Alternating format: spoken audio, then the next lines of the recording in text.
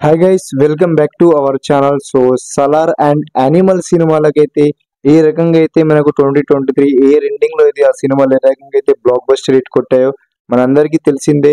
And ఆ సినిమాలు అయితే చాలా రకంగా చాలా మంది అయితే వాటిని నెగిటివ్ గా అయితే ట్రోల్ చేయడానికి నానా తిప్పలు అయితే పడ్డారు. సో ఆ రకంగా అయితే వాళ్ళని ట్రోల్ చేశారు అండ్ నెగిటివ్ గా రూమర్ స్ప్రెడ్ చేసి ఆ సినిమాల్ని ఆడనివ్వకుండా చూశారు.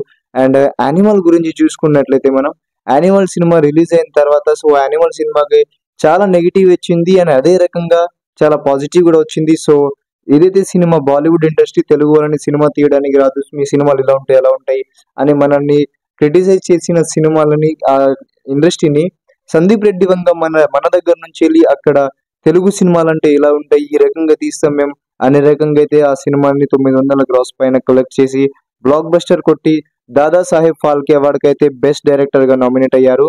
అండ్ అదే రకంగా సలార్ ప్రభాస్ అన్న 3 సినిమాస్ అయితే బ్యాక్ టు బ్యాక్ ఫ్లాప్ అయిన తర్వాత సాలిడ్ కమ్బ్యాక్ సలార్ తో ఇచ్చాడు. అండ్ సలార్ సినిమా ఏ రకంగా ఉంది మన అందరికీ తెలిసిందే, 700 crore కలెక్షన్ పైన చేసింది.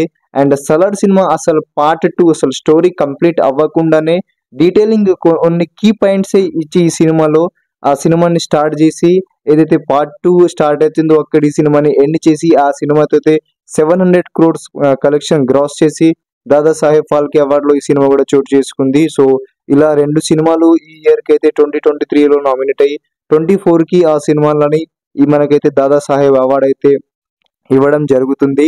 సో ప్రభాస్ అన్న మనం చూసుకున్నట్లయితే మిర్చి తర్వాత మిర్చి బాహుబలి 2 సినిమాల తర్వాత మంచి కంబ్యాక్ సినిమాలు మంచి బ్లాక్ బస్టర్ సినిమాస్ ఉన్నాయి. దాని తర్వాత అయితే ఒక్క కంబ్యాక్ సినిమా కానీ ఒక్క సూపర్ హిట్ సినిమాలు కానీ లేదు.